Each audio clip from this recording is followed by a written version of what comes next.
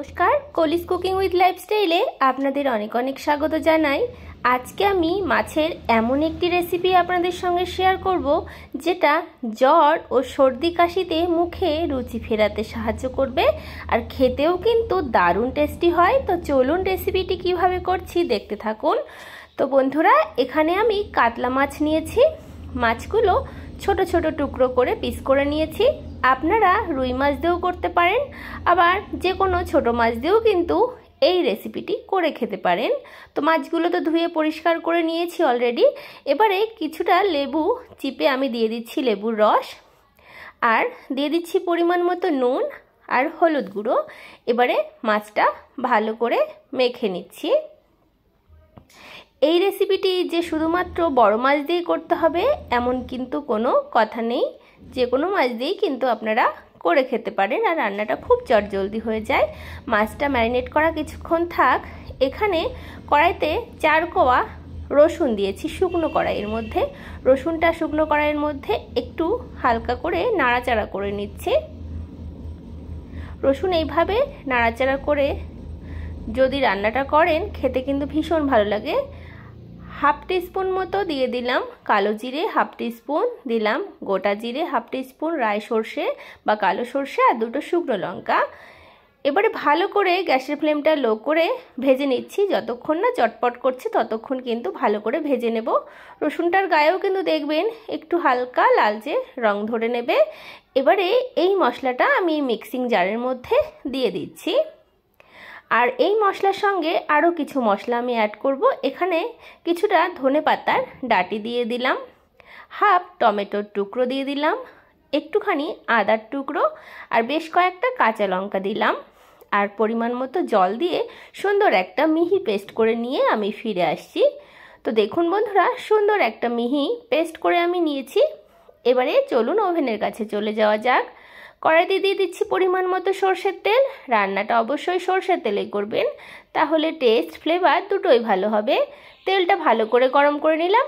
এবারে 2টো মিডিয়াম সাইজের পেঁয়াজ আমি দেখুন একটু বড় বড় করে কেটে নিয়েছি এরকম করে। আর সাথে যে অর্ধেক টমেটো আমি পেস্ট করেছি আর অর্ধেক টমেটো বেঁচে ছিল সেই টমেটো এই পেঁয়াজের মধ্যে দিয়ে হালকা একটু নাড়াচাড়া করে দিচ্ছি। তবে বন্ধুরা, খুব বেশি যে লাল লাল করে ভাজতে হবে সেটাও নয়। কালারটা যখন চেঞ্জ হয়ে যাবে তখন কিন্তু আমি এই পেঁয়াজ টমেটো তুলে নেব। তো দেখুন কালার চেঞ্জ হয়ে গেছে, তুলে নিলাম। কড়াইতে আর একটু সর্ষের তেল দিয়ে দিলাম। ফোড়নে দিচ্ছি কালো জিরে, অবশ্যই ফোড়নে কালো জিরে দেবেন। এবারে লেবুর রস আর নুন হলুদ দিয়ে মেখে রাখা কাতলা মাছের টুকরোগুলো দিয়ে দিলাম। দিয়ে হালকা হাতে একটু নাড়াচাড়া করে নিচ্ছি। আর এই মাছটা কিন্তু একটু সাদা সাদা থাকবে, তাহলে খেতে কিন্তু বেশি ভালো হবে আর মাছগুলো রান্নার পরে সফটও হবে। খুব বেশি লাল করে বা কড়া করে কিন্তু ভাজলে রেসিপিটি খেতে অতটাও ভালো লাগবে না। তো দেখুন আমি একটু হালকা করে ভেজে নিলাম, গায়ে দাগ লাগেনি সেরকম করে ভেজে নিলাম। এবারে যে মশলাটা আমি পেস্ট করে রেখেছিলাম সেই মশলাটা দিয়ে দিলাম। মিক্সি জার ধোয়া জল দিয়ে দিচ্ছি পরিমাণ মতো, স্বাদ মতো নুন দিয়ে দিলাম, পরিমাণ মতো হলুদ গুঁড়ো দিয়ে দিচ্ছি। দিয়ে ভালো করে একটু মিশিয়ে নিচ্ছি। আপনাদের এই রান্নাটা কেমন লাগছে অবশ্যই কমেন্ট বক্সে কমেন্ট করে জানাতে পারেন। রান্নাটা কিন্তু ভীষণই সুস্বাদু হয়। রোজকার মাছের একঘেয়ে রেসিপি থেকে কিন্তু সম্পূর্ণ আলাদা এই রেসিপিটি। এবারে পেঁয়াজ আর টমেটো যেটা আমি ভেজে রেখেছিলাম সেই পেঁয়াজ টমেটো ভাজা আমি দিয়ে দিলাম। দিয়ে ভালো করে একটু নাড়াচাড়া করে দিচ্ছি। আর এখন তো সিজন চেঞ্জ হচ্ছে, সিজন চেঞ্জে এখন কিন্তু মুখে রুচি থাকবে না, জ্বর সর্দি কাশি লেগেই থাকবে। তো তখন আপনারা এই রেসিপিটি এইভাবে যে কোনো মাছ দিয়েই করে খেতে পারেন। খেতে কিন্তু ভীষণ ভালো লাগবে। আর গরম গরম ভাত এক থালাও খেয়ে নেবেন। তো কিছুক্ষণ ঢাকা দিয়ে রান্না করে নিয়েছিলাম, ঢাকনাটা তুলে একটু নাড়াচাড়া করে দিলাম। আর ঝোলটা দেখুন বন্ধুরা অনেকটাই কমে এসেছে। সামান্য একটু টেস্ট ব্যালেন্সের জন্য চিনি দিয়েছি। একটু চিনি দিয়ে নাড়াচাড়া করে ওপর থেকে একটু ধনেপাতা দিয়ে দিলাম। ধনেপাতা দিয়ে হালকা হাতে একটু নাড়াচাড়া করে দিচ্ছি। জোরে নাড়াচাড়া করলে মাছগুলো ভেঙে যাবে, যেহেতু মাছগুলো নরম, তো হালকা হাতেই নাড়াচাড়া করতে হবে। এবারে গ্যাসের ফ্লেমটা লো করে ঢাকা দিয়ে রেখে দেবো, তাহলে ধনেপাতার ফ্লেভারটা ভালো মতো মিশে যাবে। তো আপনাদের যদি রেসিপিটি ভালো লাগে তাহলে অবশ্যই লাইক, শেয়ার, কমেন্ট, সাবস্ক্রাইব করে পাশের বেল আইকনটা প্রেস করতে একদমই ভুলবেন না। আর কেমন লাগলো আজকের এই রেসিপিটি সেটাও কিন্তু আমাকে কমেন্ট বক্সে কমেন্ট করে জানাবেন।